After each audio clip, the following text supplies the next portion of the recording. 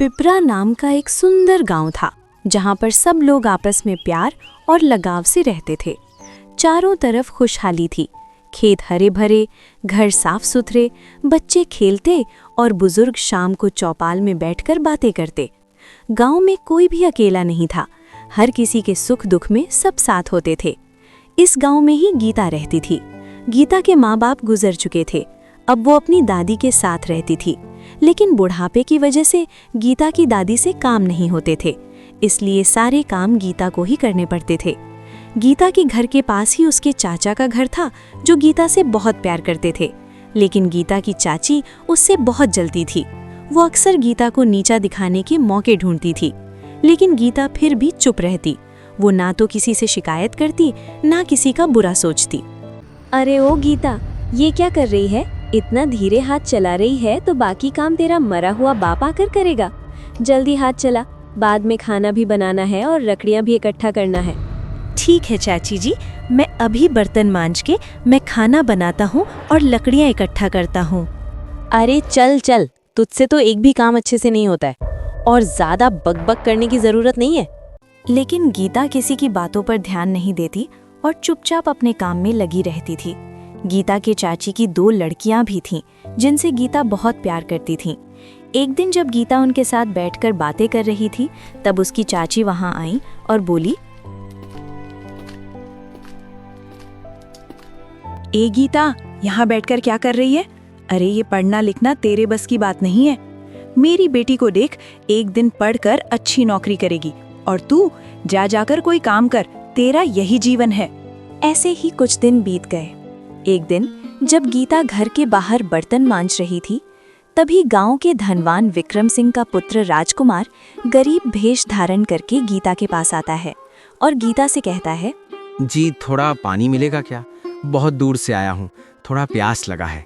जी जरूर, आप यहीं रुके, मैं अभी पानी लेकर आती हूँ। गीता घर के अंदर जाती है और पानी लेकर उस आदमी को पानी पिला देती है। शुक्रिया जी, बहुत बहुत धन्यवाद, मैं आपका एहसान कभी नहीं भूलूंगा। गीता बहुत दयालु थी, इसलिए वो उस लड़के को मना नहीं कर पाई और उसकी मदद करने लगी। लेकिन इतने में ही उसकी चाची पीछे खड़ी सब देख रही थी। ये किसको पानी पिला रही है? होगा कोई मुसाफिर।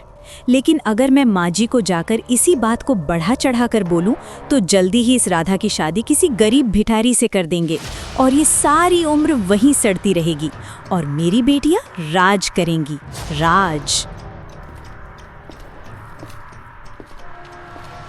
अरे गीता, वो लड़का कौन था? कहाँ हमारा मुंह काला करवानी चली है? अरे रुक, मैं अभी जाकर माँ जी को बताती हूँ।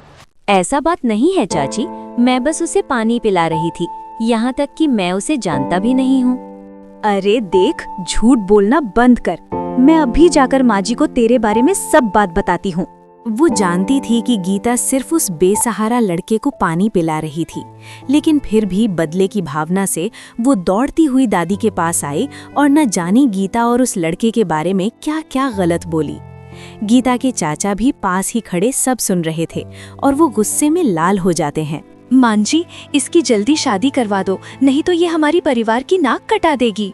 तभी ये सब बात सुनकर गीता घर के अंदर दौड़ कर आई और बोली, देखिए दादी जी, ऐसा बात नहीं है, मैं तो सिर्फ उस लड़के को पानी पिला रही थी। तभी गीता का चाचा गुस्से से बोलते हैं, निकल जा मेरे घर से, आज के बाद इस घर में तेरा कोई नहीं।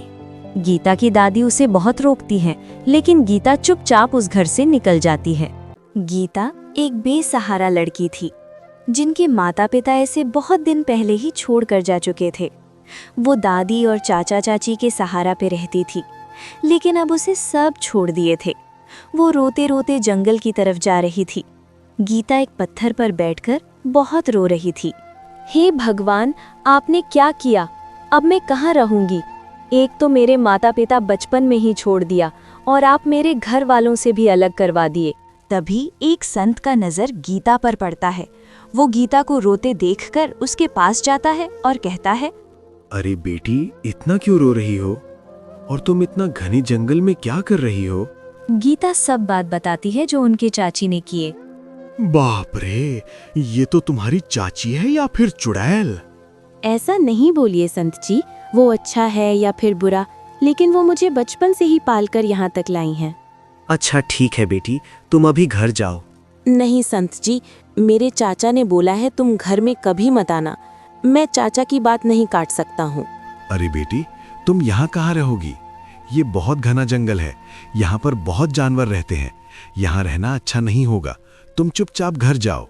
गीता संत जी का बात मान लेती है और वो जंगल से अपनी घर की तरफ चल देती है। वो जैसे ही घर पहुंचती है, देखती है वो लड़का वहीं खड़ा था। वहां पे सब थे। देखिए, जब आप मुझे पानी पिला रही थीं, तब मैंने आपके घर वालों की बातें सुन ली थी और हमारी वजह से आपको बहुत मुश्किल हुई है।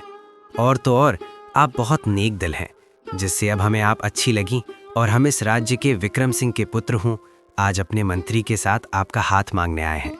उम्मीद करते हैं आपको कोई नाराजगी नहीं होगी इससे। ये बात सुनकर गीता की चाची जल भुन जाती है। तभी गीता के चाचा कहते हैं, जी हुजूर, जो आप खुद हमें तो मालूम ही नहीं पड़ा कि आप राजकुमार हैं। अगर हमसे कोई गलती हुई हो तो माफ कर दीजिए। गीता की शादी राजकुमार से हो जाती है और वो खुशी खुशी अपना जीवन बिताने लगती है।